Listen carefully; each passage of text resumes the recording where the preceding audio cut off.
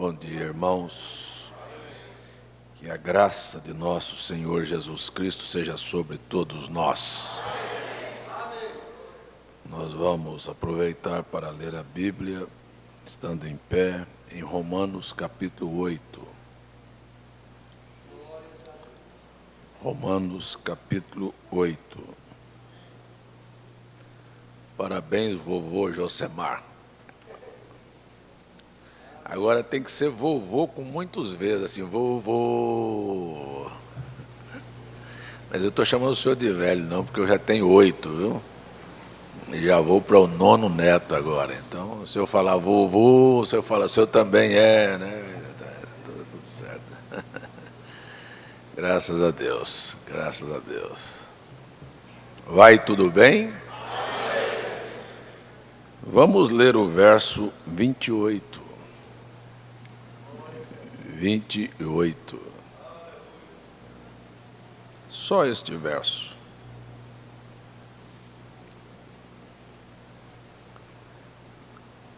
E sabemos que todas as coisas contribuem juntamente para o bem daqueles que amam a Deus, daqueles que são chamados por seu decreto. E sabemos que todas as coisas contribuem juntamente para o bem daqueles que amam a Deus, daqueles que são chamados por seu decreto. Deus, que a palavra do Senhor encontre lugar em nossos corações e como uma boa semente possa crescer e frutificar. Nós te pedimos no nome de Jesus. Amém, Senhor. Amém. Assentai-vos, irmãos. Só lembrando que o nosso culto de terça-feira, na passagem do ano, terá início às 10 da noite. E nós vamos até, se Deus permitir, às 5 da manhã. Começando às 10 da noite, a parte de cânticos. Depois teremos a ministração da Santa Ceia e depois teremos a mensagem depois da Santa Ceia e vamos até o romper da manhã. Amém? Há uma pergunta aqui sobre o anjo Miguel é o próprio Jesus ou Gabriel? Olha, Pai, Filho, Espírito Santo são manifestações do mesmo Deus. Quando você olha a ordem destes anjos, você vai encontrar que da mesma maneira que Jesus se manifesta entre os homens aqui, como sendo a representação de Deus, do Deus invisível, você vai ver que Miguel, ele se apresenta como o príncipe dos anjos e é uma representação de Deus. Por isto, ele é a representação do próprio Cristo, assim como Cristo, Jesus, intervém no reino humano, Miguel faz a representação de Jesus no reino invisível, no reino celestial. É assim que nós vemos Miguel dentro da Bíblia. Você pode lembrar do profeta Daniel orando, e quando ele ora, sai a ordem para atender a resposta, para trazer a resposta da sua oração.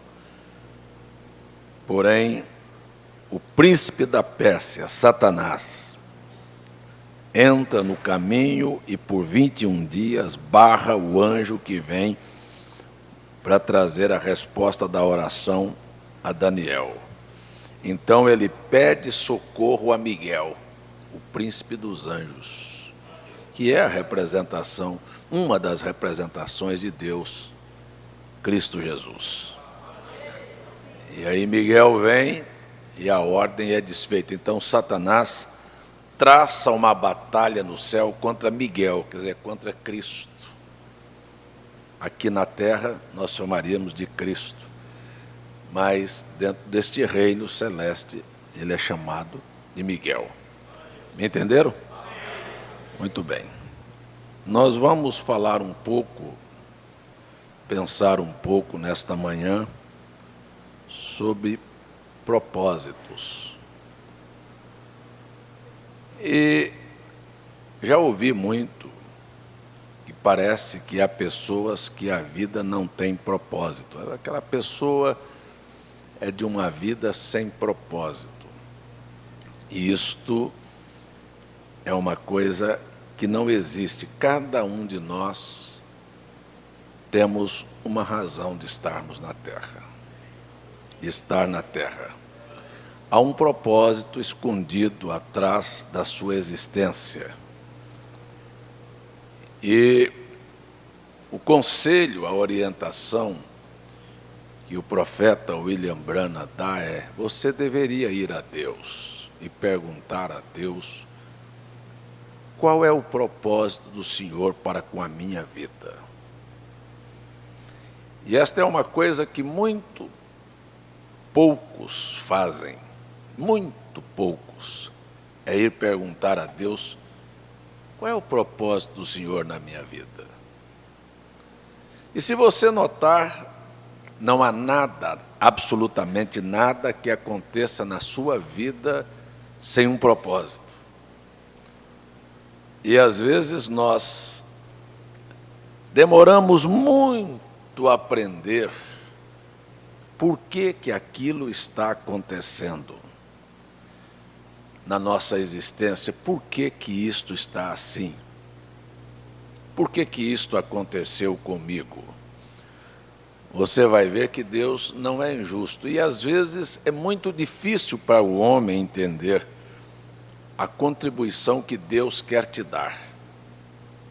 A Bíblia diz: todas as coisas contribuem para o bem daqueles que amam a Deus. Você ama a Deus? Tenho certeza que há tantas coisas que já te aconteceu na vida que você diria para mim assim hoje: pastor, eu não gostaria que tivesse acontecido. Sem que você perceba, aquilo é para o teu bem. E eu estava olhando, há uma diferença muito grande. Eu estou falando isso, falei lá na praia essa semana. Eu cheguei da África do Sul na quarta-feira passada. Na mesma quarta-feira fui para Natal, depois de mais de 30 horas sem dormir ainda. Viajei, quinta-feira preguei aqui, sexta-feira fui a Recife, sábado fui a Patos, domingo estava em São José do Bonfim, inaugurando uma igreja lá, e voltei segunda-feira também, passei direto para a praia. Fui a uma casa que sempre alugamos, passei esta semana de segunda até ontem lá na praia. Chegamos ontem, já fui a Campina Grande ontem à noite, ministrei a ceia, já estamos aqui de manhã e à tarde vou a Recife, se Deus permitir. Mas, durante estes dias, eu tenho pregado sobre a diferença entre o Deus da Bíblia e o Deus das religiões. Há uma coisa que está a bilhões e bilhões de quilômetros, e as pessoas conhecem muito pouco o Deus da Bíblia. E muitos ficam como estavam aqueles adoradores, os grandes sábios intelectuais na Grécia, berço da filosofia, da cultura, da sabedoria. Em Atenas, Paulo foi ao Areópago de Atenas e viu os altares das religiões, dos filósofos, dos inteligentes. E Paulo disse: eu vos vejo muito supersticiosos, porque passando eu no meio dos vossos altares, encontrei um escrito: ao Deus desconhecido. E esse Deus que vocês adoram sem conhecer é o Deus que eu prego, disse Paulo aos atenienses. E eu quero falar isso, que a maior parte daqueles que carregam a Bíblia e vão à igreja e professam cristianismo não conhecem a Deus. Isso é uma coisa triste, mas é verdadeira. Adoram o que não conhecem, não entendem, não compreendem, não têm intimidade, aproximação com este Deus. E ficam tão longe, e aí nós temos a religião que o irmão Branham disse que era um quadradinho que as pessoas fazem e prendem. Às vezes é parte da verdade, mas não é a verdade. Faz um quadradinho e diz, isso aqui é o Deus, é um Deus imaginário. Não é o Deus apresentado pela Bíblia. Os propósitos de Deus são tão grandes, são tão maiores do que a mente humana, que Deus disse isto através de Isaías. Meus pensamentos não são os vossos pensamentos.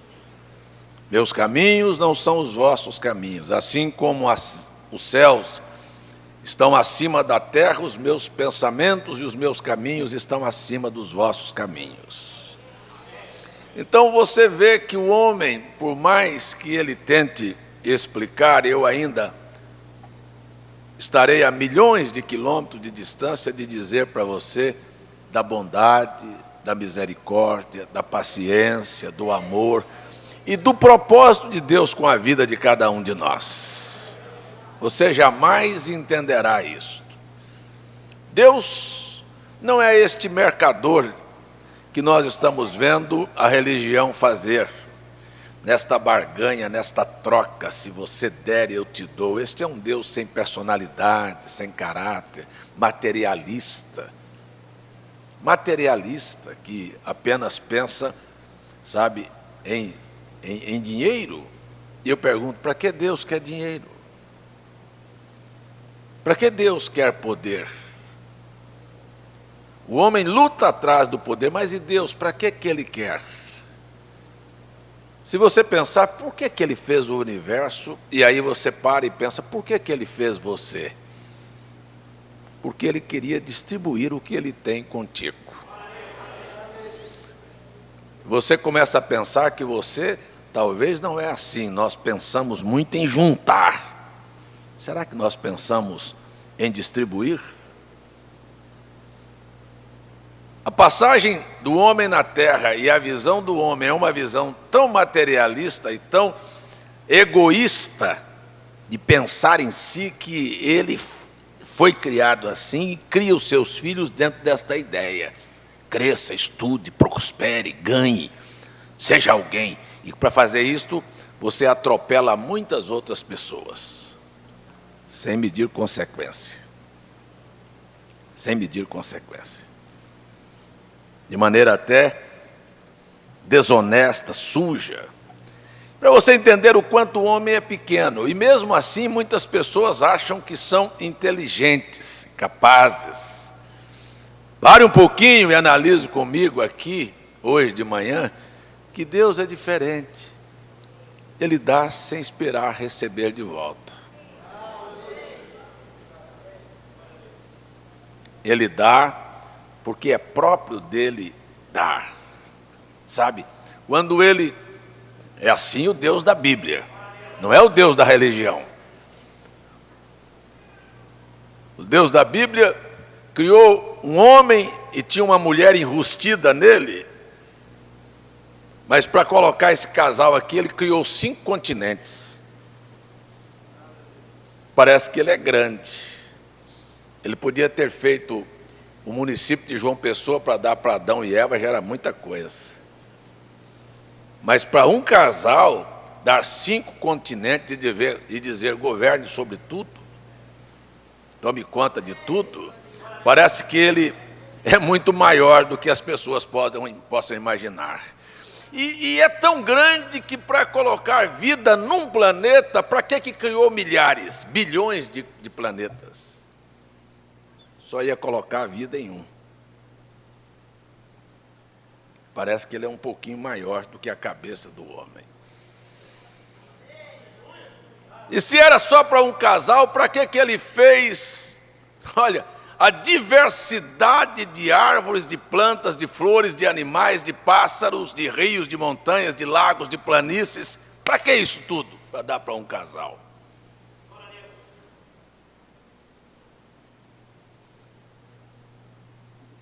Parece que o homem não conhece o Deus da Bíblia.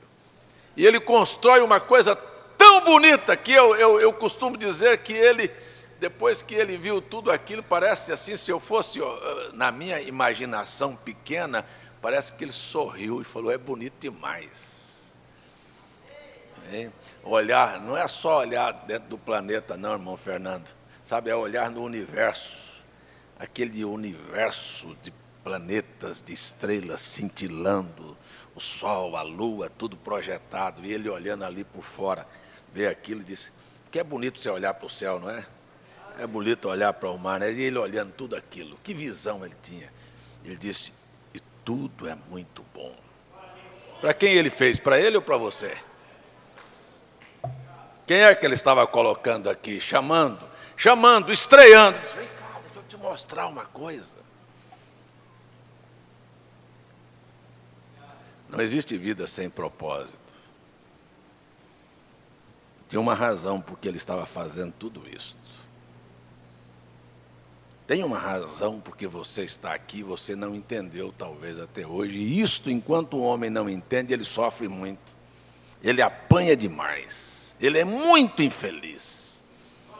Porque ele está buscando, como uma irmã veio falar comigo, assim, testificando, falando, sabe, da experiência dela com o Evangelho. Ela disse, quando eu estava com um casamento descontrolado, desarrumado, fui procurar Jesus, é porque eu queria consertar meu casamento. Ela não estava procurando Deus, ela estava procurando uma solução para um problema, para o bem-estar dela. A visão é muito pessoal, a visão é me dá, eu quero, eu preciso, mas não é uma visão de encontrar Deus, de encontrar a razão da vida. É muito mais do venha, daquilo que, do egoísmo, da satisfação pessoal. Para um pouquinho. Quando você entender a realidade do propósito de Deus da vida eterna, você vai descobrir que você não veio aqui por você. Você veio aqui por outros. E a história da Bíblia, os personagens que compõem a Bíblia Sagrada, eles trilharam uma experiência tão dura que hoje nós achamos uma coisa fantástica, maravilhosa, dizer assim, Abraão era um homem de fé. E um irmão me perguntou lá em Natal, e mandou uma pergunta, pastor, como eu faço para minha fé aumentar? Gostaria de ter uma fé grande, uma fé aumentada, uma fé. Eu falei assim, bom, talvez tenha alguém aqui que quer ter muita fé também. Tem alguém aqui? Tem? Tem alguma mão? Se levanta aí. Você pode preparar para ter muito problema. Alguém quer problema aí? Se você quiser fé, você pode preparar para ter problema, porque você vai ver que Deus não faz nada. Escuta, você vai ter que entender que esta é a realidade, esta é a Bíblia. Aí você vê esses personagens aqui, sabe, que Paulo escreveu, desafiaram o reino, venceram nações, apagaram fogo, fecharam boca de leão. Que jeito? Vivendo circunstâncias que eles nunca imaginaram que iam viver para ajudar você. Para dizer para você que existe um Deus que é fé, e que a fé, ela remove, ela transforma, ela muda, ela apanha, ela vira, ela faz realizações que o homem não pode fazer, porque a fé é o próprio Deus. É uma parte de Deus sendo colocada dentro de você. Louvado seja o nome do Senhor. Mas as pessoas pensam que tudo isso assim, vem assim, ó, deitado numa rede, balançando, como diz o hino nacional, deitado em berço esplêndido, ao som do mar, à luz do céu profundo. Coisa fantástica, né? As coisas acontecem por acontecer. Você não precisa pensar que é assim, não. Você já não pode imaginar a história dos jovens hebreus, o que eles passaram aquela noite, a pressão psicológica que eles sofreram para se dobrarem, para deixar um exemplo para você. Você não pode pensar na fé de um Abraão, por exemplo, Deus aparecer para ele e dizer, larga tudo e vem me seguir. Diz, para onde, Senhor?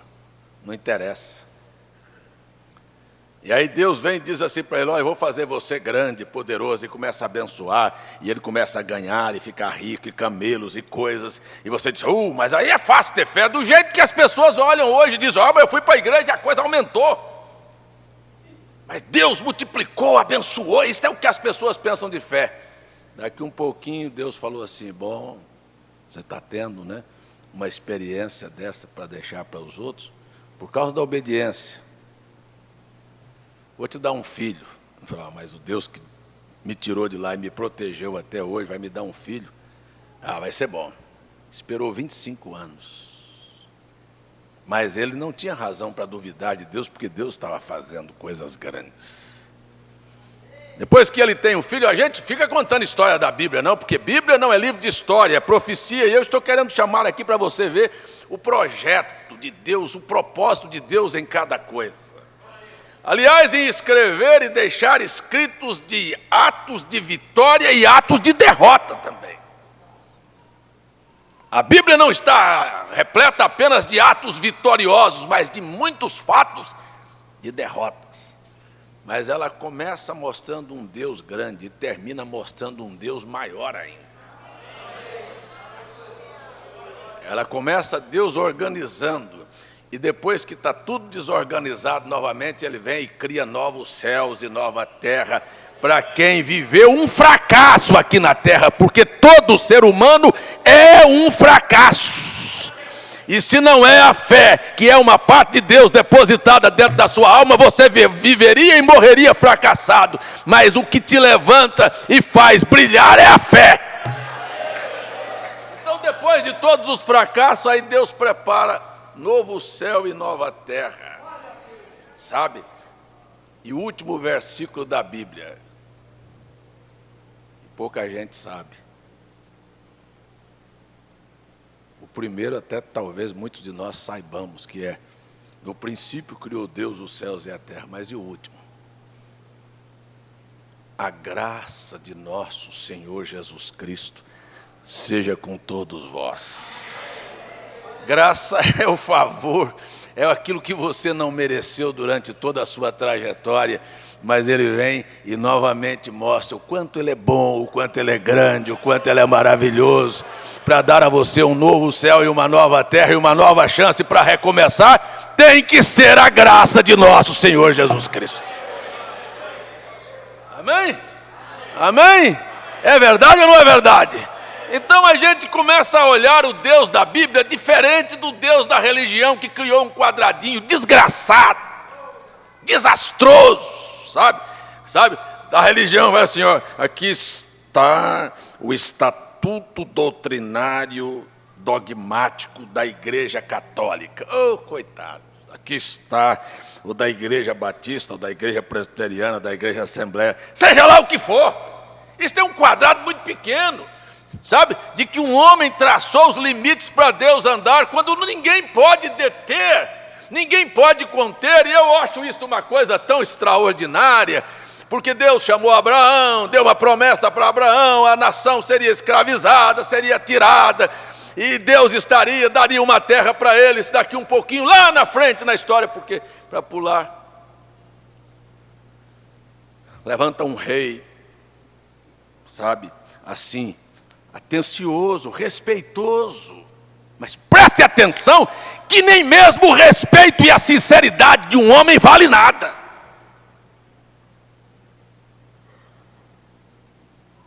Mas pastor, eu sou muito sincero, o que adianta eu querer ir para Recife e chegar no trevo ali, sinceramente eu pegar a estrada de Natal?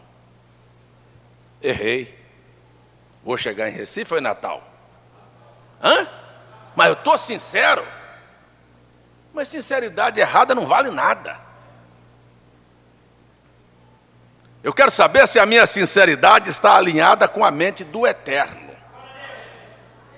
Sabe? Se está dentro do propósito dele. Então vamos, não deixa a sua mente vagar não, me siga aqui um pouquinho hoje.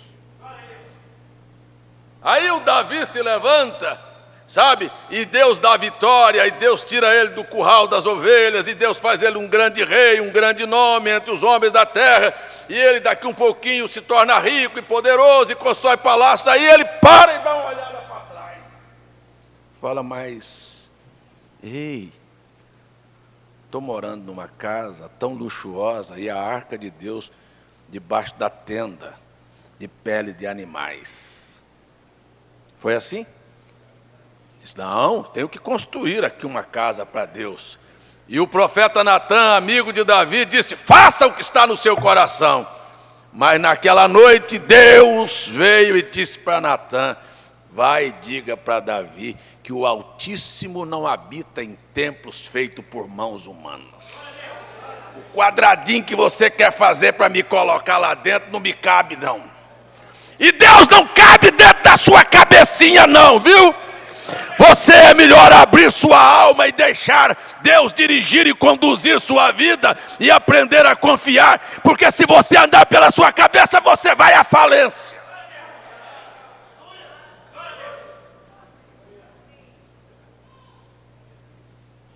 Senhor, eu quero fazer uma casa, como que dizendo, vou fazer um favor para Deus e Deus vai ficar dentro da minha mão.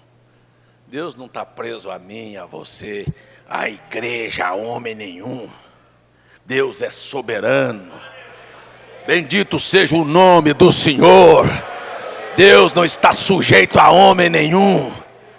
Porque é só o homem pensar que ele tem até uma aproximação com Deus, ele pensa que vai manipular Deus. E aí é onde ele quebra a cara. Deus deixa ele falando sozinho na esquina. Você viu?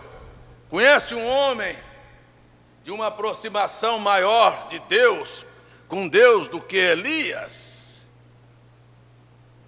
Que Deus se agradou em usar aquele ministério e se manifesta por 5 vezes dentro da Bíblia. Na porção dobrada deste Espírito, desta manifestação, Eliseu, ele pensou que a aproximação de Deus era tão grande. Elias disse, segundo a minha palavra não chove, não choveu. Segundo a minha palavra veio chuva, veio chuva. Disse, opa, se eu sou homem de Deus, desce fogo do céu e queima esses soldados. E o fogo desceu. Opa, o negócio aqui comigo vai certo. A farinha da panela não vai acabar e o azeite da botija não vai faltar até Deus fazer chover. E a farinha multiplicou. Mas Deus está comigo. Não é? Parece que está dentro da mão. E Deus não fica assim. Daqui um pouquinho, Deus deixou Elias passar por um processo de aperto, que ele estava debaixo de um pé de zimbro, dizendo, me dá a morte. Não quero viver, não. Será por quê, hein? Correndo com o coração disparado por causa de uma mulher. Enfrentou não sei quantos, 400 profetas de Baal e corria por causa de medo, um profeta, segundo olha a Bíblia Sagrada, medroso, tremendo por causa de uma mulher. Ué, mas cadê você, rapaz? Não estava tão certo, matava profeta, derrubava altares, mas cadê? Por que você está com medo de quê? Qual é o problema? Deus deixou de ser Deus? Não, é quando o homem pensa que pode manipular a Deus, passar na frente e que Deus está dentro da mão dele. Presta atenção na história da tua vida, para você entender que Deus não fica sujeito a você e a sua cabeça nem um minuto.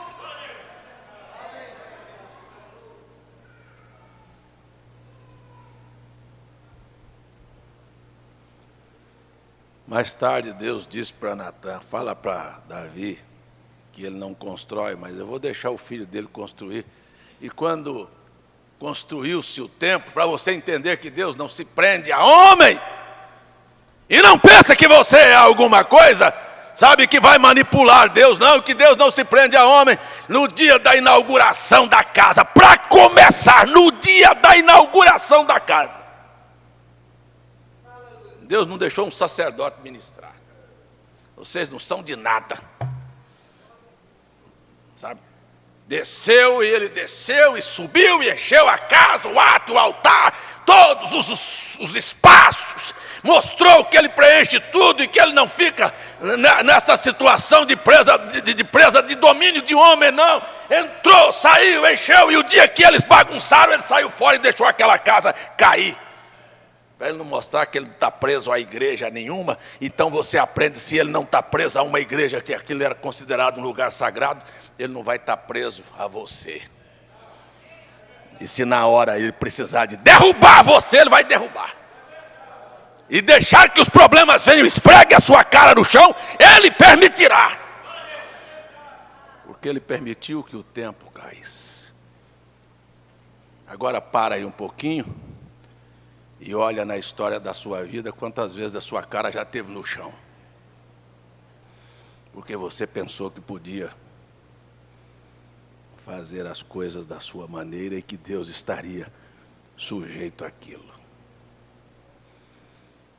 Amém? Amém? Amém? Então eu estou olhando aqui um pouco hoje sobre o Deus da Bíblia. Por favor. Vamos olhar Eclesiastes um pouquinho.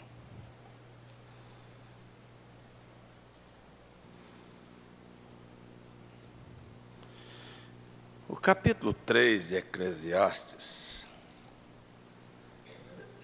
no verso 1 diz que Deus tem um propósito e há um tempo determinado para cada propósito que existe aqui. Há um tempo, tudo tem o seu tempo determinado e tempo para todo propósito debaixo do céu.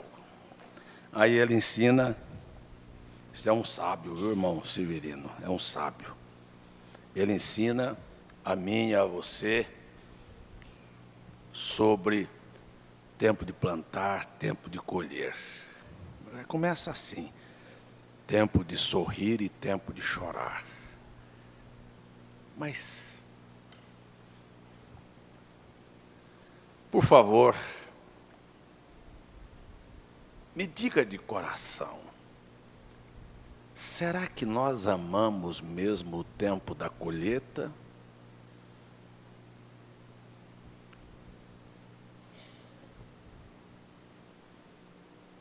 Será que nós amamos mesmo o tempo da colheita? Ou nós somos muito entusiasmados, como diz a música do Luiz Gonzaga, e quando as primeiras chuvas caem no sertão, planta-se no monturo. Tem uma música velha do Luiz Gonzaga que falava isso. As primeiras chuvas, corria já, plantava no monturo. Será que a gente não planta muito depressa? Será que há esperanças mesmo para se colher? No entusiasmo, sabe? No blá, blá, blá. Naquele momento da euforia, ou é melhor a gente botar o pé no chão e esperar um tempo racional, dirigido, sabe? Mais consciente, seguro, só vou entrar nisso aqui com a direção, com a aprovação, com o sinal de Deus. Ou a gente entra depressa na primeira chuva. Pare para você ver que a maior parte dos nossos problemas são passos precipitados. São ou não são? Mas eu achei que ela era a moça mais bonita, quebrou a cara. Mas o camarada era um pão, morreu de fome. Coisa triste, hein? Casar com pão e passar fome, hein? Diz que é o cúmulo. Hein? Mas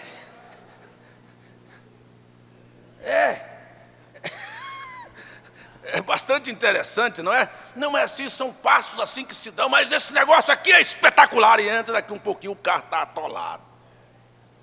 Ei, parou, imaginou, pensou na colheita? Hein? Você quebra uma lei de Deus, você não tem consciência que você vai ter que colher lá na frente. Você está pensando apenas no primeiro momento, e a maior parte das pessoas diz, mas Deus me perdoa. Eita, perdoa. Ele perdoou Davi. os erros, os pecados do Davi aqui, mas ele provou que ele não estava na mão de Davi e deixou o filho desonrar a irmã, e deixou o irmão matar a sua própria irmã, e deixou o seu filho levantar-se contra si. Você sabe por quê? Dos problemas da sua existência? Você viu lá a consequência, lá o final? Ou você acha porque a Bíblia nomeou Davi homem segundo o coração de Deus, que Deus estava na mão de Davi?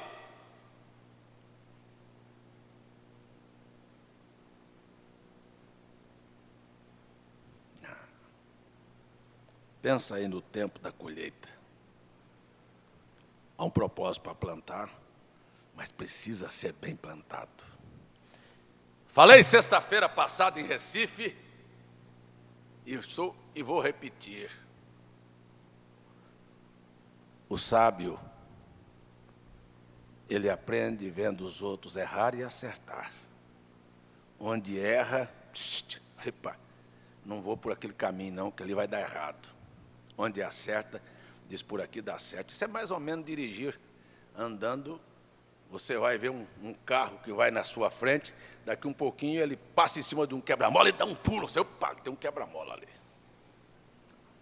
Eu não vou passar não, porque senão eu vou dar um salto, do mesmo jeito que aquele carro deu. Ele já errou para mim não errar. Sabe os erros da Bíblia? É para você não cometer os mesmos. Você está me ouvindo? Está me entendendo? Sabe os acertos da Bíblia? É para você andar por aqueles caminhos. É por aí.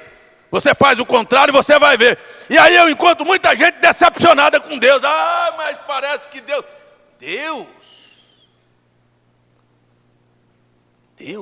quer te ensinar.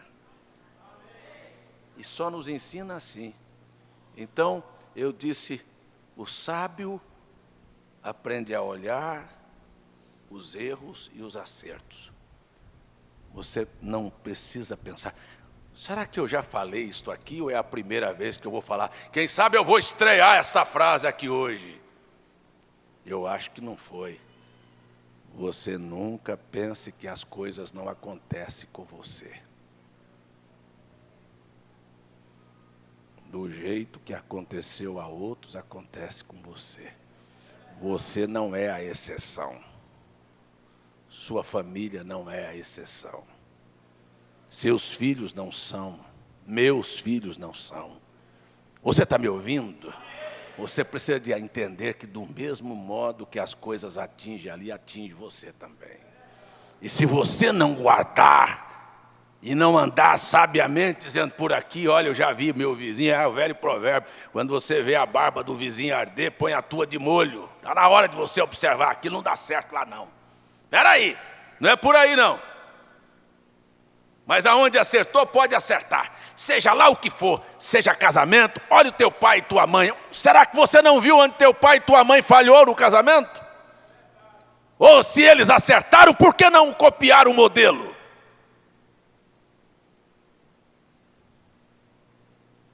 Viu como teu irmão, teu vizinho criou o filho e deu errado? Por que você não cria o teu diferente? Será que não estamos assistindo o caminho que a sociedade tomou? Será que queremos apanhar de graça?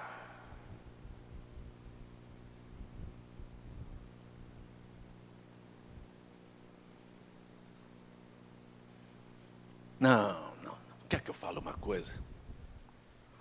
O mundo cumpre o seu papel. Você pensa que a sociedade e as pessoas estão vivendo que não há propósito na vida delas? Há propósito. Há propósito na vida de um homossexual. Há. De uma prostituta. Há. De um ladrão. Há. De um maconheiro. Há propósito na vida dele, sim. Para você nunca entrar naquele caminho. Não dá certo, não. É um aviso. Olha, tá aí, ó, o que é a coisa é essa, é vergonhoso, é baixo. Não adianta espernear e gritar, a condição é essa. A propósito da vida daqueles que estão dentro das páginas da Bíblia, por exemplo, de um Judas, tem um propósito. A Bíblia diz que tem. Jesus queria cumprir um propósito e ficou estabelecido o propósito daqueles que negam a Cristo por qualquer circunstância. Tem um propósito. E desculpe a veracidade do fato, mas até daqueles que têm coragem de vir tomar a ceia com a vida suja, errada. E ele pensa que ele passei pela ceia, e ele não entendeu e nunca viu que numa hora daquela o coração está aberto para o diabo entrar ali.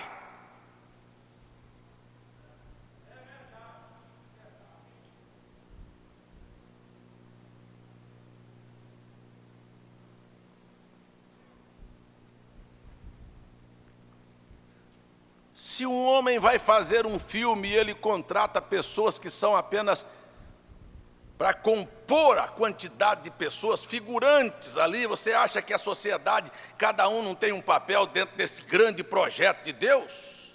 Você acha que tem alguém aqui que não está dando uma mensagem para nós? Até o velho do saco, que anda com saco aqui, que às vezes eu encontro, Antônio Serafim é o nome dele, encontro com ele lá na praia, ontem encontrei com ele lá na entrada da Avenida Cruz, da Cruz das Armas, lá em cima do, como é que chama lá em cima, ali no Oitizeiro, estava sentado no chão lá, e eu olhando para a vida dele, será que ele nunca pregou para você? Será que você nunca leu uma mensagem que aquele homem pregou? Será que você não entendeu que aquele poderia ser você também? Que você não é melhor do que ele?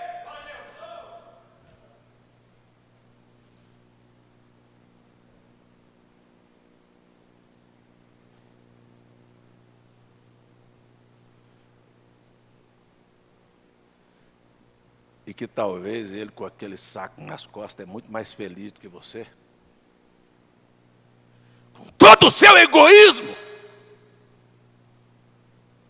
E com apego às coisas materiais.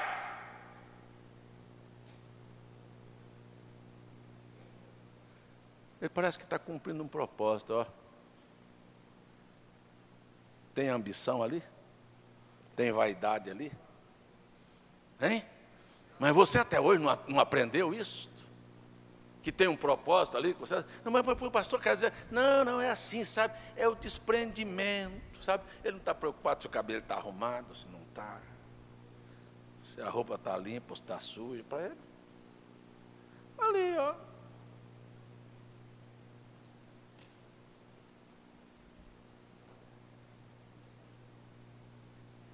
Se você nunca viu, pare para olhar. Quantos minutos ele demora para mudar um passo? E às vezes caminha uma esquina e para, com um saco no chão.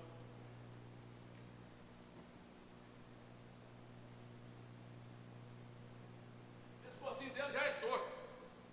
E você é apavorado. Marcha para lá e marcha para cá. A felicidade consiste em ter.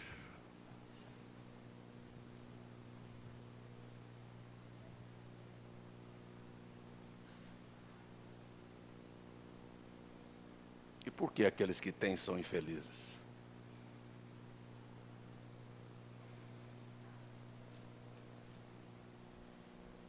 Parece que ninguém prega. Prega. Você não viu, você não foi sábio para entender com os erros, com os fracassos dos outros. É por isso que as coisas às vezes escapolem pelos vãos do nosso dedo.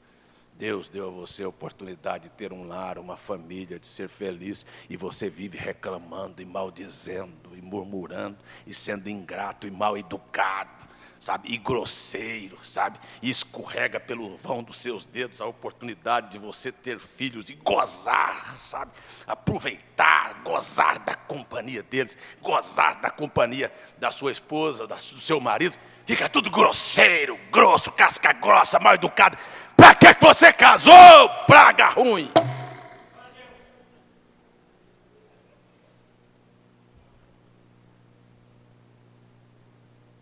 Que propósito tem família? O que é Deus para você? Para que vai à igreja? Tem gente que quer ver a vida do jeito que eles querem, da maneira deles, e ainda quer vir à igreja. Para quê? Para quê? Para estar sinceramente errado? Ou você acha porque você trouxe o seu dízimo, a sua oferta, que Deus agora baixou e você montou no cangote dele? E ele vai submeter a você, e agora você vai sair, que você é coisa nenhuma. Você e eu somos nada, um monte de fedorentos. Que coisa somos nós? Quem somos nós? Se você não encontrar a razão, por que eu estou aqui? Eu entendi isto, meu Deus. Sabe? Deus é um Espírito infinito, invisível, que se revelou através de Jesus Cristo, quis deixar, mostrar. E aí ele, quando quis se mostrar, ele poderia ter escolhido um palácio, não escolheu. Ele poderia ter escolhido uma família rica, não escolheu. Ele poderia ter a melhor casa, não teve. Disse, olha, as aves do céu têm ninho, a raposa tem covis, mas o filho do homem não tem onde reclinar a cabeça. Ele poderia andar na melhor carruagem, não andou. Ele poderia estar entre os grandes, preferiu se juntar a grupo de pecadores e pescadores, e de prostitutas e de ladrões. Ele desceu ao mais baixo para mostrar o que é Deus, e que o Deus da Bíblia estava longe da religião organizada, hipócrita, farisaica. Religião farisaica. Religião farisaica de um papa oferecendo um anel para resolver a miséria do Brasil.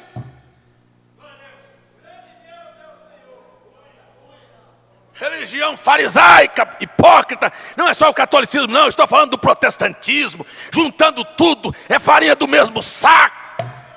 De ideias curtas que querem aprisionar Deus.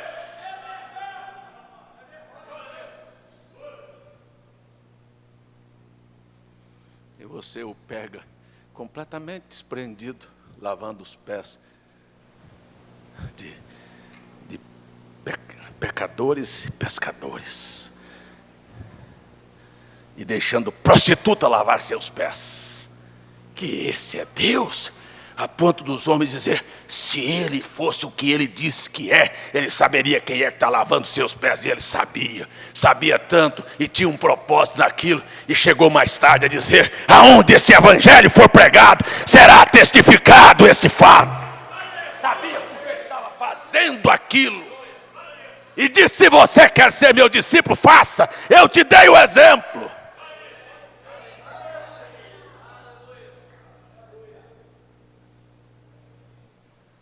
Quando ele veio, ele não veio para si. Você quer viver para si? Procure o Deus da religião. Vá para a Igreja Universal, ali embaixo, ó, Igreja da Graça. Lá você vai encontrar um Deus que você criou, que o homem criou dentro de um quadradinho e trouxe ele para poder andar com ele nas regras. Olha lá, pode ir. Mas o Deus da Bíblia criou o universo e pôs você aqui. Se você veio aqui para cumprir a vontade de Deus, abra teu coração, olha a Bíblia, ela vai te mostrar qual é o teu lugar.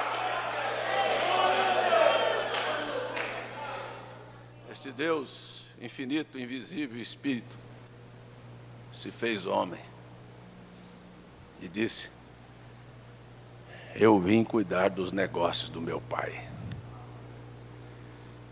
Bem, para você parar um pouquinho e me dizer se você crê no Deus da Bíblia ou o Deus da sua cabeça, o Deus do altar desconhecido.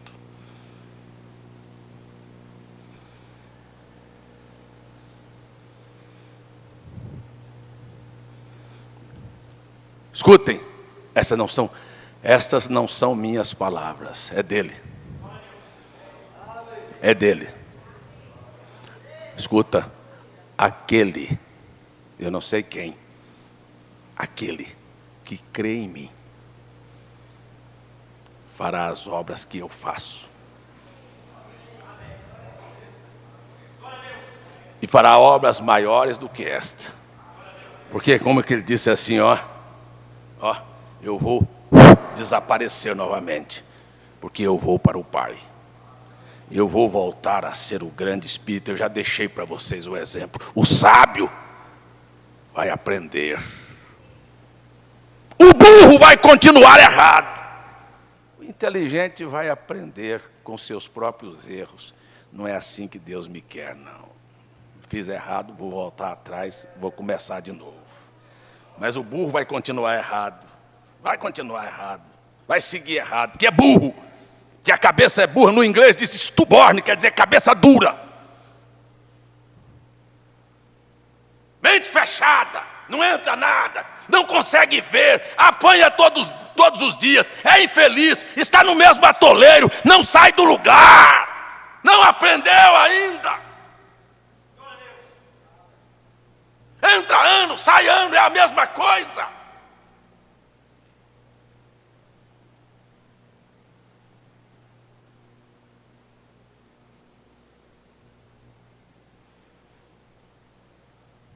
Aquele que crê em mim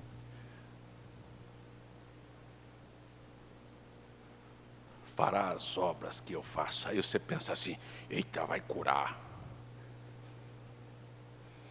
Curadores sempre aconteceu e sempre houve na terra. Sempre houve curandeiros. No meio dos feiticeiros, no meio dos índios, não há o pajé, o curandeiro.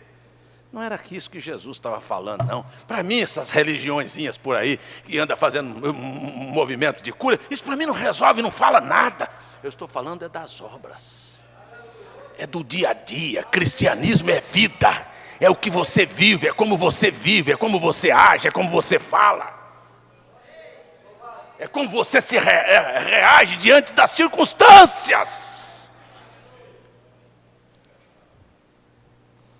Entende? Mas por que eu vim aqui? Pergunte para ele por que ele veio aqui. Ele veio revelar Deus aos homens. E o que você veio fazer aqui? Porque se você olha através da atitude de muitas pessoas, você encontra diabo. Eles estão revelando o que é Satanás. Mente, rouba, adultéria, fingido, hipócrita, passa o outro para trás, sabe, trapaceia. É frouxo. Porque também isso é cara de Satanás. Porque tem um camarada sem vergonha, um cachorro daquele que vive latindo. Mas quando você bate o pé, ele põe o rabo no meio das pernas e vai embora. Chama diabo. Safado. Fazedor de guerra psicológica. O que ele puder fazer para te amedrontar e partir para cima de você para te arrasar, ele vai fazer.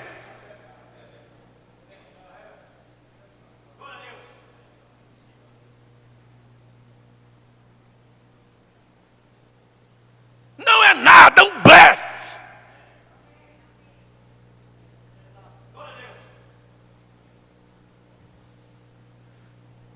Olha para a sua vida.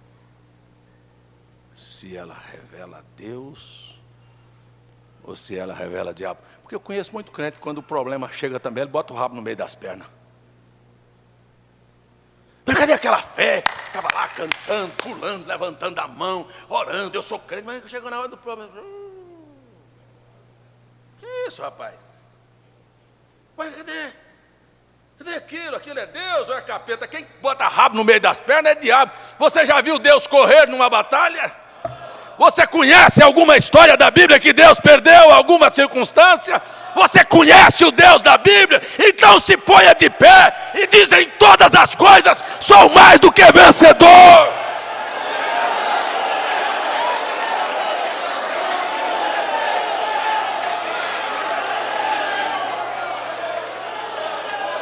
Vive num fracasso, num atoleiro, na mesma circunstância. Vamos terminar 2013 no mesmo buraco.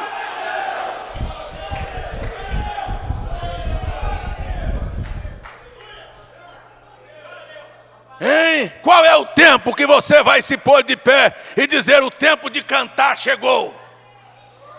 Qual é a hora que você vai sorrir? Qual é a hora que você vai glorificar? Qual é a hora que você vai demonstrar que Deus está com você?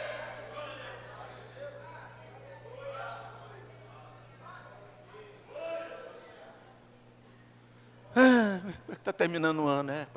O ano não foi bom, não. Foi, não.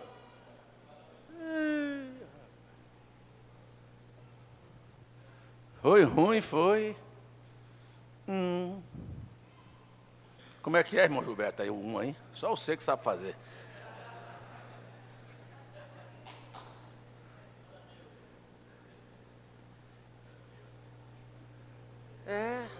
É o ano, passou. Rapaz, fiz aqui um levantamento aqui do histórico de 2013, 2013, a retrospectiva. Pode sentar, irmãs, pode sentar. Sei que vocês são vencedoras. Estou fazendo uma retrospectiva aqui. Ih, rapaz, balancete desse ano. Ai, oi. Qual? O din-din estava fraco. É mesmo. Dá para ver que tipo de fé nós temos, não? Lá em casa, eu conheço um negócio chamado Lá em Casa é bom demais. É um restaurante que tem lá na Serra Gaúcha, lá em Canela. Chama Lá em Casa. Cada vez que eu vou ali, eu vou lá em casa. Que é um fogão de lenha, viu, irmã Isabel? Um monte de panela assim, num fogão de lenha, uma comida daquela. Deixa eu te contar, não vou nem falar não, porque...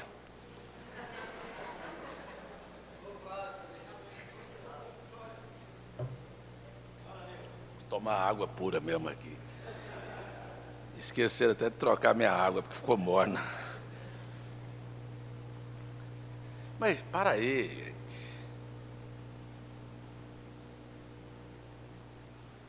Eu tenho fé, eu tenho fé, eu tenho fé em meu Salvador.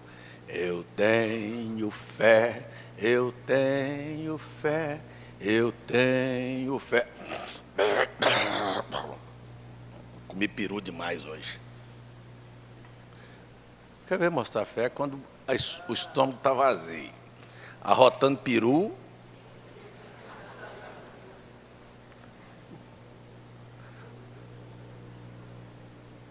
Quando o vento sopra a favor, Paulo disse, aprendi a ser feliz tendo ou não tendo, sofrendo ou sorrindo. Para ele disse, não me importa se eu vou afundar ou se eu vou flutuar.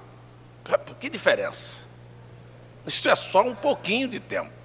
Por isso você não vê Paulo, quando apanhava, reclamando. Quando foi apedrejado, reclamando. Quando foi preso, reclamando. Aí ele chega e escreve para ver se a gente entende. Todas as coisas contribuem para o bem daqueles que amam a Deus. Será que você entende?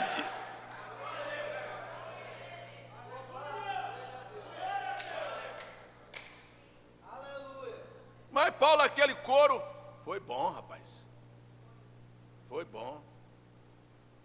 Vai ficar registrado. São assim, coisas que você começa a analisar. E Deus te dá a oportunidade. Que coisa boa. Fazer as obras do Pai. Aí você encontra um Jesus arrogante, prepotente. Oh! Se eu pudesse gritar, esgoelar para o mundo ouvir. Escuta aí, você não leu ainda. Deixa eu tirar meu paletó aqui, deixa eu ficar bem à vontade com vocês. Eu conheço um homem, disse Paulo. Paulo escreveu assim, conheço um homem, se no corpo não sei, se fora do corpo não sei, foi arrebatado até o terceiro céu. Viu coisas que ao homem não é lícito falar, mas eu vou falar de outro. Eu conheço um homem prepotente, arrogante, o nome dele é César.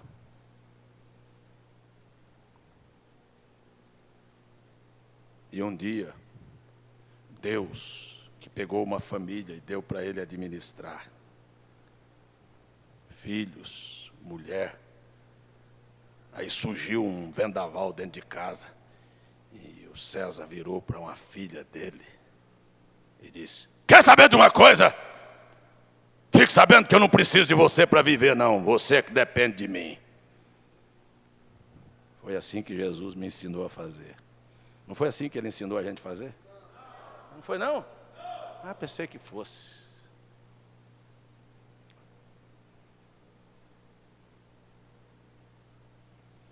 Mas há um tempo determinado. Eu já vi muito homem que traía a mulher. Vaidoso, prepotente, cheio de coisa. Sabe? Traindo a esposa.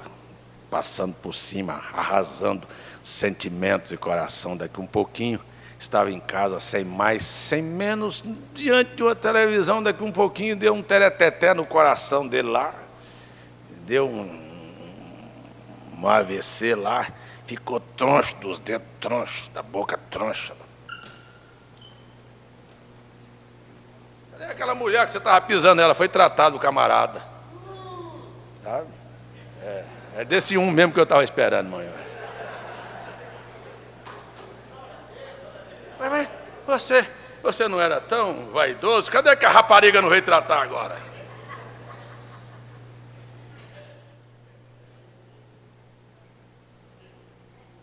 É acostumado a ver gente que pensa que é alguma coisa. Ai.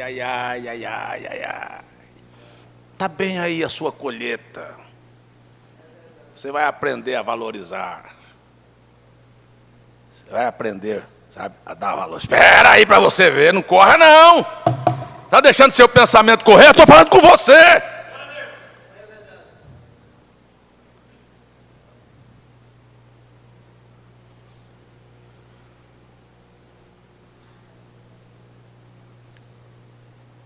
Passaram alguns dias, o César, aquele homem que eu estava falando dele, o César, sem mais, sem menos, vinha de Recife, teve uma crise de hipertensão. E tome remédio, a pressão não baixa. Quando foi 2h da manhã, a filha que ele disse para ela que ele não precisava dela para viver, estava lá na beirada da cama, medindo a pressão do César. E o César olhando para a cara dela. E o Espírito Santo falou no coração do César assim: você não falou que não precisava dela?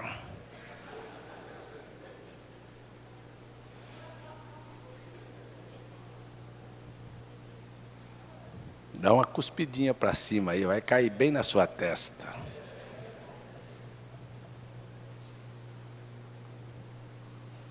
Há um propósito em cada coisa que acontece na sua vida. Deus te colocou aqui para fazer as obras dele. E fazer as obras. Ele deu a vida. Ele não viveu para si. Este é o destino de um pai, de uma mãe, de um marido, de uma mulher. Qualquer casamento que é feito assim. Eu disse isso aqui no outro casamento. Quando uma pessoa quer casar, eu quero casar porque eu quero ser feliz, eu já sei que aquele casamento está fadado a um fracasso. Mas se ele tiver no coração dizer: eu vou casar porque eu vou fazer essa moça feliz, mas eu vou fazer essa sujeitinha ser feliz. E a sujeitinha diz: mas eu vou fazer esse sujeito ser tão feliz que ele vai andar com os 4 pneus murchos no meu pé e o step também. Você vai ver o que é felicidade.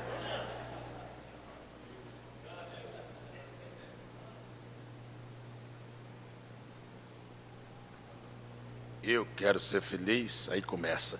Você não fez isso. Cadê você? E você não fez isso. E mas não sei o quê. E você disse. E...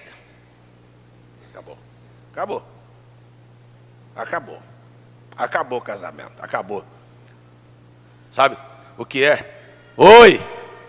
Será que você não aprendeu com o fracasso dos outros, não?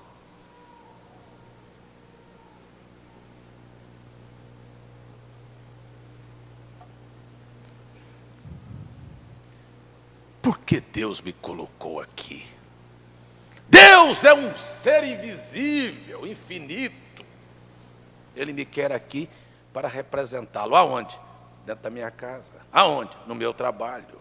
Aonde? Onde eu for. Ele quer que eu faça a obra dele. Chega um momento que um pai e uma mãe se tornam um intercessor, um marido e uma mulher. Eu disse isso aqui num casamento. Será que você não percebe que a mulher é a que te salva do adultério e o adultério te poria no inferno? Será que você não entendeu que o seu marido é aquele salvador que Deus providenciou para fazer uma obra, para você não ir para o inferno, para você não ser uma mulher de programa, para você não ter 2, 3, 4 casamentos e ser um adúltero? Será que não entendemos o que é isso? O que é fazer a vontade de Deus? Porque Jesus disse: aquele que quer vir após mim, negue-se a si mesmo.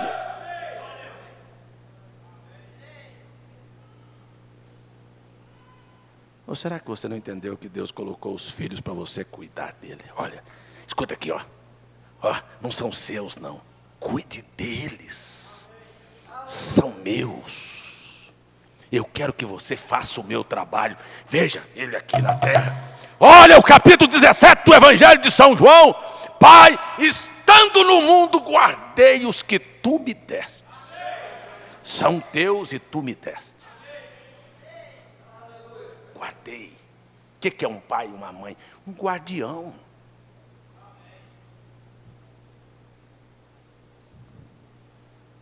Guardei. O camaradinha, é só engrossar o pescoço, ele já faz o que quer, porque não tem ninguém guardando ele. Não, eu já sei, sabe nada, não sabe nada. E você parece que não sabe para que veio. O que Deus quer com você, não é saia comprida e cabelo comprido apenas, não. Nem botar a Bíblia debaixo do sobaco, não. Não é só comprar e pagar bem, não. Fazer a sua obra. Estar aqui, ser visível, Deus invisível, visível em você. Não me diga de vida sem propósito. Diga de vida de gente que nunca perguntou para Deus o que o Senhor quer da minha vida. Por que o Senhor me deu essa mulher? Por que eu estou nesse casamento? Por que eu estou nesse negócio? Por que eu estou nisso? O que eu estou fazendo aqui? Você não percebe que há tantos homens que estão atrás do púlpito, que são atores de púlpito, que são comerciantes da fé?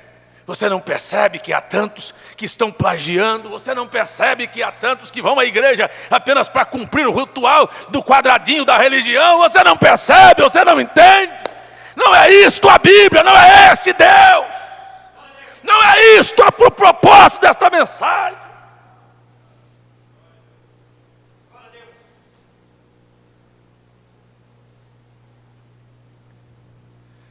Infelizmente aprendemos, porque diz que a sabedoria não está com os jovens, mas com os velhos.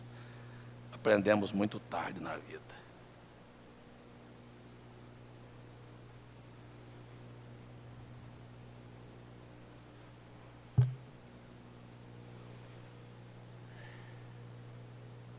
Aprendemos com muitas lágrimas, com muitas dores. Aprendemos com muitos ais, com muitos gemidos, com muitos momentos em que o próprio Jó deixou escrito no seu livro: se eu não tivesse nascido, parece que eu teria sido mais feliz. Estava doendo demais. Mas o caminho da fé, da paciência, não foi escrito sem dores.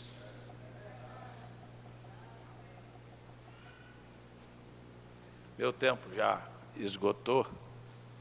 Eu li apenas um versículo, queria ler outro sobre a vida, sobre o que é ser sábio, o que é não conter o tempo de não entender. Só essa escritura aqui eu vou terminar. Vamos ver aqui Eclesiastes 8. O tempo, você sabe, plantio, colheita, lá no capítulo 3, mas vamos dar só uma olhada aqui em Eclesiastes 8, por favor. Deixe de ser tolo, não ande na sua cabeça. O que Deus colocou aqui na Bíblia, no seu padrão, não precisa pensar que eu estou tentando fazer você andar num quadradinho, assim, eu não posso cortar meu cabelo, eu tenho que vestir assim, eu tenho que fazer assim. Não, espera um pouquinho. Está aqui na Bíblia, faça isso. Não importa se o mundo vai te considerar bobo, não, faça isto. E eu quero falar isso, faça de acordo com o que está na palavra. Isso aqui não é produto de religião, não é questão de discutir, eu faço, eu não faço, eu acho que não faço, isso passou, não passou, está aqui, ó, faça assim. Eu acho uma coisa mais nojenta, mais tola, mais burra, mais ignorante, é ver pastor em cima de púlpito dizer assim: traga seu dízimo e faça a prova de Deus. Oh, coisa nojenta, baixa, mesquinha. Se você vai precisar de testar Deus, é porque você nunca confiou nele. Para que você está trazendo? Fica com ele para você, guarda ele, vai te fazer falta. Você vai viver sempre no seu atoleiro.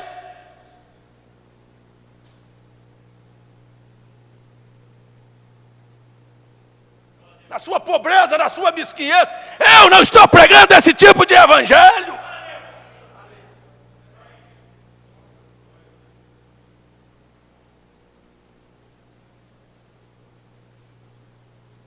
Deixa eu ver aqui o capítulo 8.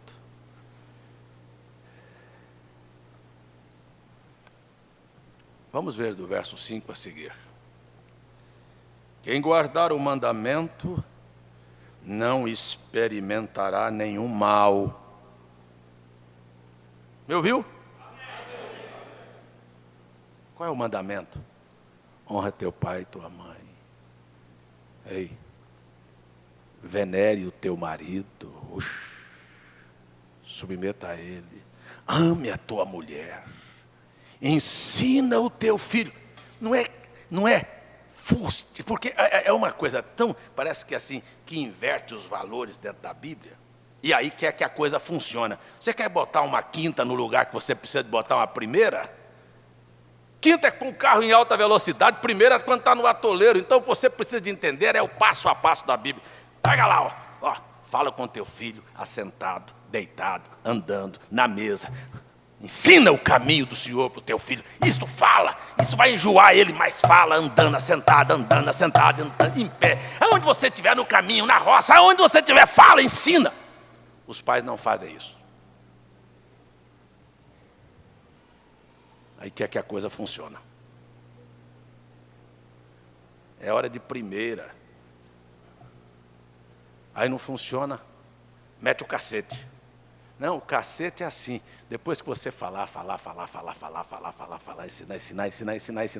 Aí o camarada não aprendeu e pega a vara e fustiga teu filho. Aí o tolo aprende com a vara. E minha mãe falava para mim quando eu era menino, que não ouve conselho, ouve coitado. E quando ela terminava o serviço dela, eu estava lanhado de cima e embaixo, assim. Você fala, ixi, mas eu fiquei traumatizado, aquilo é o amor da minha vida, eu devo tudo para ela. Ô mãe, está me assistindo aí? Um beijão para a senhora, viu? Tem trauma nenhum, não. Mas é assim, tadinho dele, olha como é que ficou lanhado as varas. Coisa bem feita. Ô coisinha bem feita. Interessante que eu tenho 7 filhos também, nunca poupei nenhum deles. Precisou de vara, vara. E é tudo doidinho por causa de mim. Papai, tem nenhum traumatizado comigo.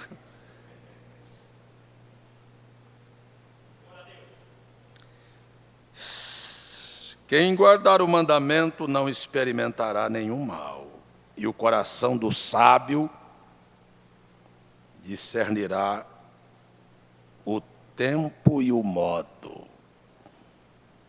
Tempo e o modo. Por que isto? Por que aquilo? Deus foi injusto? Não. 6. Porque para todo propósito há tempo e modo.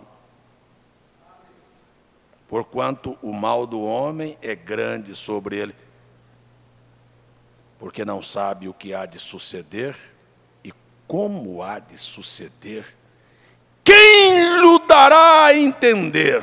Nenhum homem há que tenha domínio sobre o espírito para reter o espírito, nem tem poder sobre o dia da morte, nem há armas nesta peleja, nem tampouco a impiedade livrará os ímpios. Tudo isto vi quando apliquei o meu coração a toda obra que se faz debaixo do sol. Tempo há em que um homem tem domínio sobre outro homem para a sua desgraça. Assim também vi os ímpios sepultados, e eis que havia quem fosse a sua sepultura, e os que fizeram bem e saiam do lugar, santo foram esquecidos na cidade, também isto é vaidade. Eu vou terminar aqui. Sabe,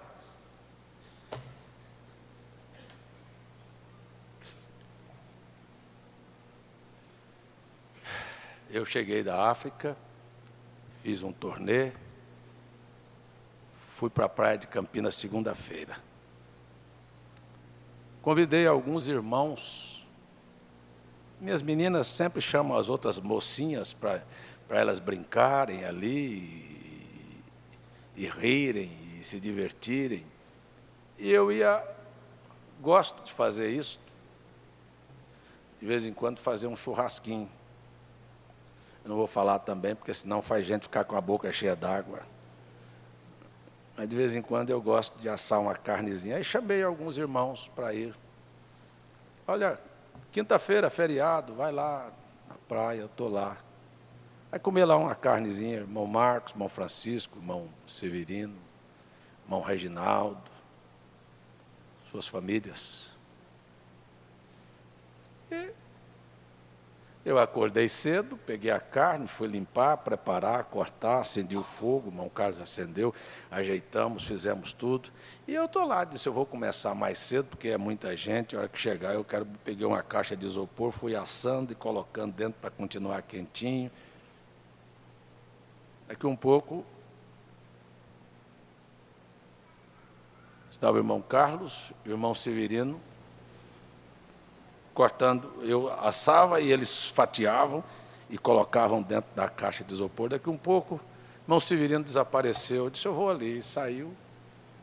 E lá é um lugar de mar aberto. Não é uma praia como essa daqui, que tem a Recife. E o mar estava vazando. E o irmão Severino, um excelente nadador. O irmão Carlos, marinheiro, desde 18 anos, vive dentro do mar, trabalha numa plataforma, já fez tantos cursos de natação, primeiro socorro. Daqui um pouquinho o irmão Severino foi. E eu estou lá assando a carne. Aí chega o menino do irmão Elias, o Pedro, e cochichou com o irmão Carlos. E eu virei assim e disse, o que foi? Disse, irmão Severino não está conseguindo voltar. A onda o arrastou. E lá não é uma questão de tem uma onda, espera um tempo. É mar aberto e o mar estava agitado. E era uma atrás da outra. E aquilo o arrastou para uma distância. E ele não tinha como voltar. E o irmão Carlos saiu correndo e eu disse, cuidado! Só levantei a mão e disse, tem misericórdia, Senhor. Tenha misericórdia. Passou um pouquinho, chega meu filho correndo de volta.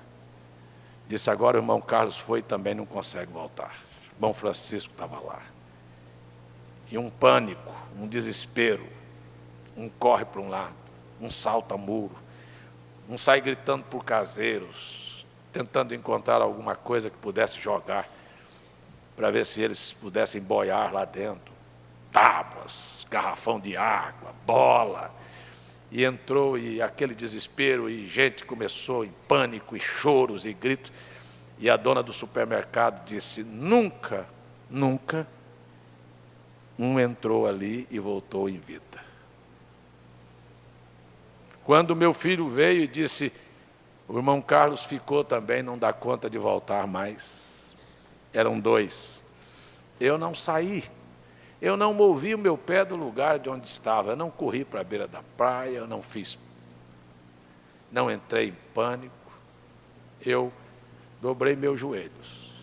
E eu sabia que aquele era um desastre. Eu sabia que estava definido o quadro. Seria no próximo dia 2 caixões aqui na igreja. De 2 grandes irmãos que Deus me deu o privilégio de viver com eles. São 2 pessoas extraordinárias.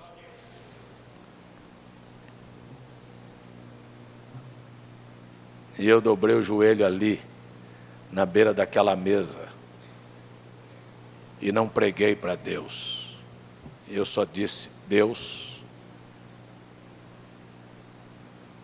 eu os quero de volta. traga-os de volta. Aliás, traga não, eu disse, manda-os de volta, porque eu sabia que eles já estavam cruzando para a eternidade. Eu disse, manda-os de volta, são meus amigos e eu preciso deles. Esta foi minha oração. Foram estas palavras. Deus, manda-os de volta, são meus amigos e eu preciso deles. Faça um milagre, Senhor, no nome de Jesus, e me levantei. E continuei olhando a carne que estava no fogo. E o pânico estava lá. Isso não foi questão de 1 minuto. E o tempo ia. Você não pode imaginar a guerra que isto formou. 45 minutos de uma batalha perdida. De um olhar para o outro e dizer, não tem mais. Vem cá, Carlinhos.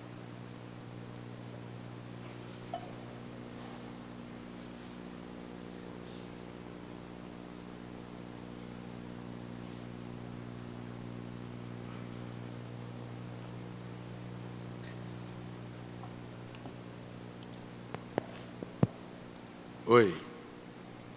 Como é que foi, Carlinhos? Quando, eu vou deixar ele falar, quando não tinha mais jeito, pensaram em formar uma corrente humana e levar uma corda para ver se jogasse, para ver se eles conseguiam pegar. Quando eles fizeram, essas são as palavras dele, porque eu não fui lá. Sim, quando eu disse, Senhor, manda-os de volta, são meus amigos, eu preciso deles, faça um milagre. Eu me levantei. Lembra, irmã Cristina, o que eu fiz com a senhora ali naquela janela? Eu saí debaixo de uma latada, olhei para o céu e fiz exatamente aquilo que eu falei para a senhora fazer. E olhei para o céu e disse, Deus, eu não tenho razão para duvidar de ti. E voltei de novo e fui lá para a beira do fogo. E continuei fazendo. Então, quando não se tinha jeito e a força deles já havia acabado, porque vocês vão ver que acabou, eles disseram, vamos fazer. Quando ele virou para pegar a corda, como é que foi, Carlos? Foi um milagre, né? Aqui era a beira do mar, a gente estava aqui e eles estavam numa posição totalmente oposta. Então, para a gente chegar e jogar uma bola, ou levar uma prancha, ou levar uma corda, a gente tinha que cruzar para chegar aqui. Então, quando a gente não conseguiu mais, a onda vinha, o pai levantava, e faltava o fôlego, subiu 4 vezes, eu falei, na quinta ele não sobe mais. E o irmão Sibila também tentava, ele botava a mão e não conseguia. E a gente estava numa distância muito distante e a onda... Estava muito dentro do mar, lá numa distância muito grande, lá dentro. Muito grande, e a gente não estava em linha reta com eles, eles estavam... Estavam numa diagonal, né? Eles estavam na diagonal, então para a gente chegar, a gente nadava, chegava até um determinado ponto, aí jogava a bola e voltava, e a onda mandava a bola de volta. E eles nadavam e baixavam, ficava, isso passaram 45 minutos. Antes, o irmão Severino já estava tentando sair, então quando o pai entrou, era mais ou menos 5 para as 11, então ficou assim uma média de 45 minutos.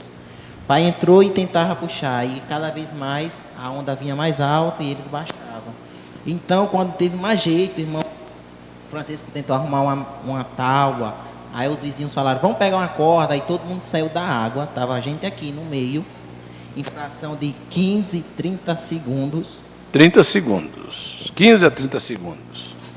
Quem estava na diagonal estava a menos de 5 metros de frente para a gente só pegar. Quando eles viraram para pegar a corda, que viraram, menos de 30 segundos, eles estavam aqui, ó, na areia com a água na cintura.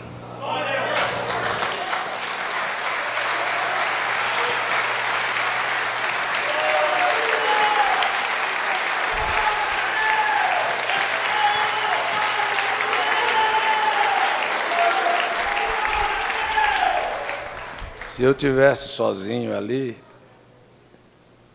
eu diria, Deus queria que eu visse esse quadro, mas Deus queria que a igreja visse esse quadro. Por isso, havia um propósito de estar ali. A gente nunca sabe ver, por exemplo, que Deus faz milagres é quando as coisas estão assim. Em nenhum momento me desesperei, em nenhum momento duvidei, em nenhum momento. Para você entender, eu nem lá fui.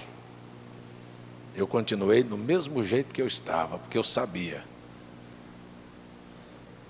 que eu não tenho razão para duvidar de Deus. E eu preguei isso o ano todo aqui, não foi? Foi verdade ou não foi verdade? E Deus disse, então você vai ter uma oportunidade. Pode ver, pode ver.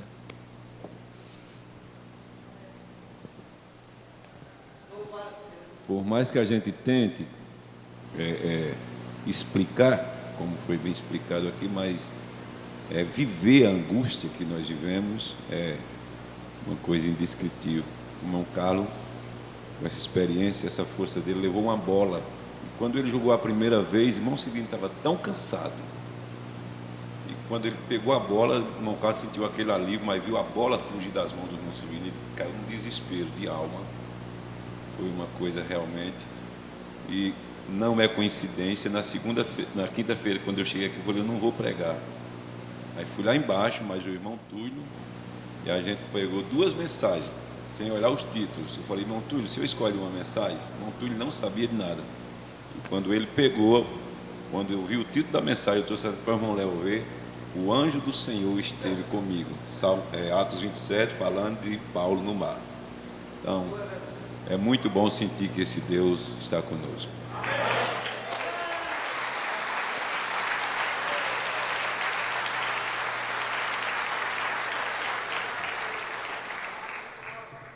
Você pensa que eles saíram? A coisa é tão tremenda. E quando eles conseguiram ficar em pé, e não foi força, eles foram transportados lá do meio para a beirada. Não existe dúvida disso, eles foram transportados do meio para a beirada. E quando eles ficaram em pé, irmão Severino já acabou as forças, desmaiou. Irmão Carlos gritou, me ajuda que eu não dou conta de ficar em pé. Correram pegar ele. E eles vieram naquele processo, então ficaram deitados ali no chão, desmaiados, até que voltou. E eles chegaram lá na casa onde eu estava, e eu coloquei a mão sobre o peito de cada um deles e orei para que Deus regularizasse tudo. Passou um pouquinho, eles estavam correndo, os dois brincando na beira da praia.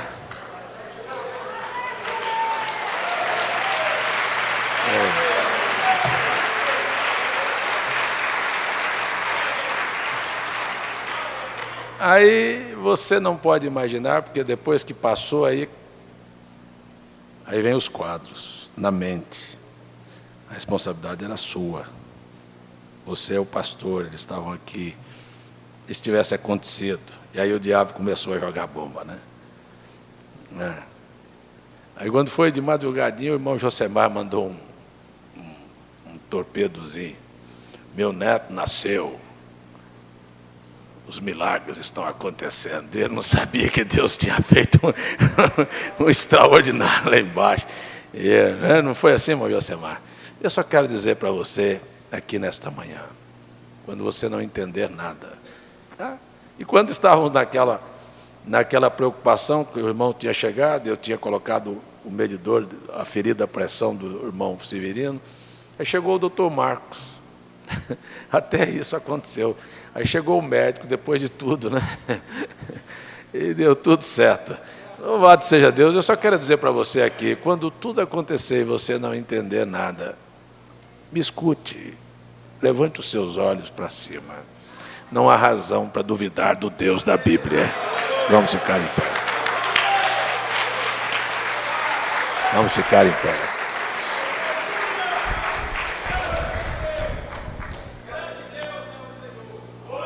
Agora, escutem. Os sábios aprendem com os erros dos outros. Isso é para você nunca enfiar o braço dentro do mar. Os inteligentes, fortes como o irmão Carlos e o irmão Severino, nunca mais façam isso. Porque não foi tão assim, porque não foi, o irmão Carlos correu, entrou, nadou, pelejou, quase morreu também, quase. Eu não vou dizer quase não, literalmente eles morreram, porque eu estou dizendo para você, se você entender o que eu estou dizendo, literalmente eu passei para o outro lado e pedi para Deus trazer eles de volta. Se você entender o que eu estou dizendo, isso foi o que aconteceu. Mas não foi a mão do irmão Carlos, o braço do irmão Carlos. Eles não vieram porque se esforçaram e nadaram. Eles vieram porque Deus os trouxe. E ali ficou o comentário e o registro. E eu orei assim, do jeito que eu vou orar aqui. Senhor, tua palavra é a verdade. Toda ferramenta preparada contra nós não prospera. Esta é a herança dos servos do Senhor. Por isso, aqui nesta manhã, junto com o teu povo, levanto os meus olhos para ti, Senhor. E mais uma vez digo, não tenho razão para duvidar do Senhor. Abençoe o lar, a família, os passos, as decisões, a vida de cada uma destas pessoas. Cada um dos meus irmãos, eu os recomendo a ti, Senhor. Guarda-os em teu nome, Senhor. Faça com que eles sejam felizes e aprendam a entender a razão por que estão aqui. Satanás é envergonhado, nós estamos alegres e o teu nome é glorificado nesta manhã, Senhor. Só o Senhor é Deus. Aleluia! Aleluia! Aleluia! Bendito é o nome do Senhor. Bendito é o nome do Senhor. Agora, com seus olhos fechados. O ano não terminou. Você sabe onde você errou? Você sabe aonde você está errado? Você sabe por que você chora ou por que você está infeliz? Ou porque as coisas não estão indo bem na sua vida? Será que você entendeu que Deus falou aqui nesta plataforma? Que você teria oportunidade neste ano para recomeçar? Ainda não terminou. Não há razão para você ser infeliz. Porque não há razão de você duvidar de que Deus quer o melhor para você. Você sabe disto? Você sabe disto? Você tem certeza que Deus quer o melhor para você? Você sabe que os problemas e os fracassos não são culpas dele? É porque você não tem aprendido a olhar estas coisas que você foi chamado a olhar nesta manhã. Olha o lar, olha a vida, olha a fé dos valentes da Bíblia. E saiba colocar sua vida à disposição de Deus. E nunca pense que você vai manipular Deus. E Deus vai se submeter suas ideias. Volte para a palavra nesta manhã. Volte para a palavra nesta manhã. Seja o marido, seja a mulher, seja o pai, seja o filho, seja o pastor, seja o irmão, seja o representante de Deus aqui na terra. Deixa Deus ser visto através das suas ações. E volte para casa. E talvez você pense, eu não entendo nem porque esta família é tão problemática e há tantas coisas. E Deus colocou você ali para interceder, para orar, para que as obras dele pudessem ser feitas. Guarda-os em teu nome. Talvez o teu lar exista por causa de você. Talvez os teus filhos estão vivos por causa das tuas orações.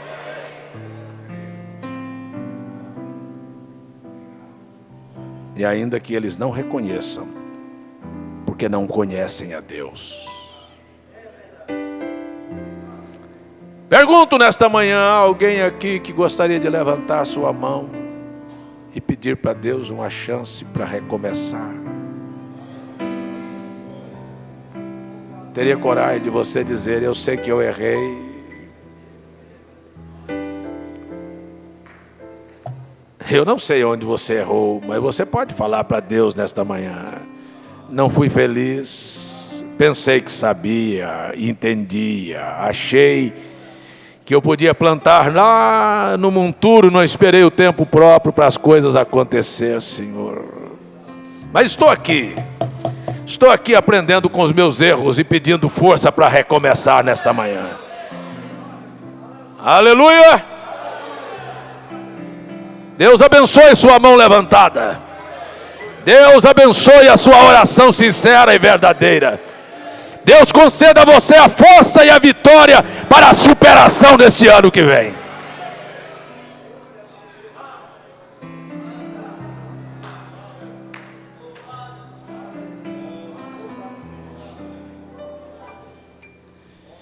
Há um pedido de oração pela irmã Júlia, pelo irmão Fernando e a irmã Michele. Estão agradecendo por mais um ano de vida da Esther, sua filha. Carlos Barbalho e família agradece por mais um ano de vida da Liliane. Deus te abençoe, Lila.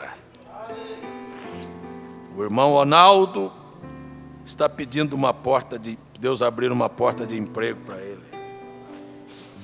Oração em favor da irmã Luzinete Farias e família. Irmão Lucas pede oração em favor da saúde do seu tio, lá em Alvorada. Zaqueu agradece por 5 anos de casado. Deus te abençoe, irmão Zaqueu. Tatiane, em favor de sua família, lá em Santa Catarina. Irmão Gessé, em favor da sua família em São Paulo. Rubenilda, em favor da sua família em Souza. Irmã Amanda, pela saúde do seu esposo lá em Orlando, na Flórida. E por você, e pelos seus filhos, e pelo seu casamento, e pelos seus negócios, mas sobretudo, e pela sua alma. Não queria você agora levantar suas mãos e dizer: me entrego a ti, Senhor.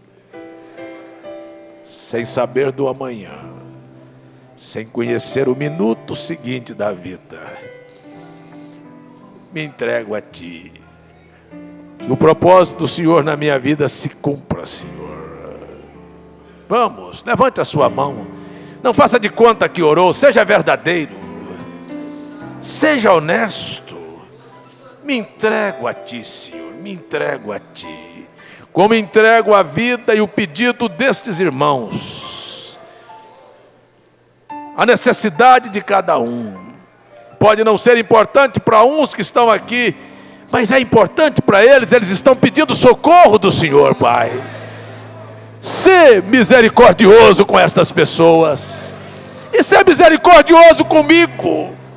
Este homem falho aqui, Senhor, nesta plataforma, aprendendo muitas vezes com erros. Deus, há um pedido: não me deixes continuar errado em nada aqui nesta vida. Abençoe o lar, a família, os negócios, a alma, a vida de cada um dos meus irmãos, Senhor.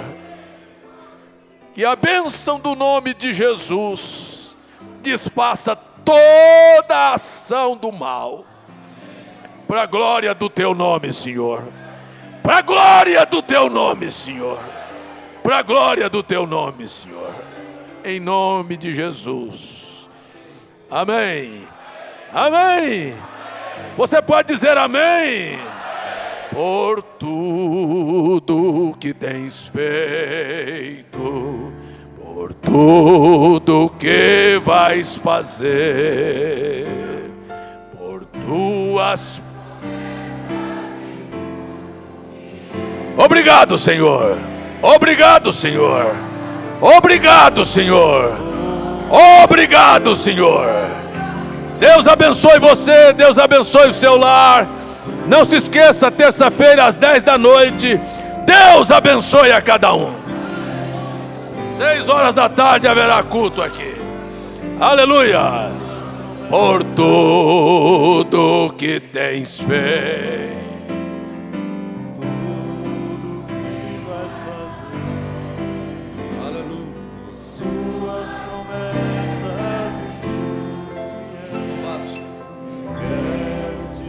Aleluia.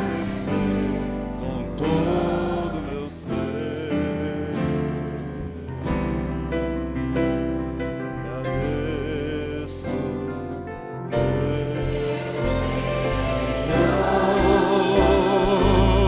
Senhor, te agradeço, Deus, Senhor. Dê um abraço no seu irmão. Aleluia. Te agradeço por me libertar e salvar, por ter morrido em meu lugar. Te agradeço. Às 6 horas da noite estaremos aqui juntos para adorar o Senhor mais uma vez. Aleluia. Eu te agradeço, te agradeço.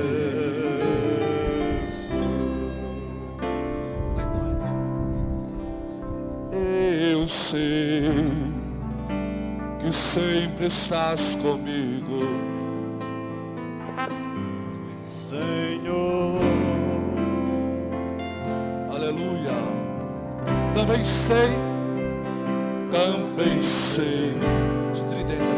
que nada acontece sem a tua vontade. Aleluia. Louvado seja Deus. Mas preciso aprender a confiar em Ti. Mas preciso aprender a descansar em Ti. Tu és meu Senhor.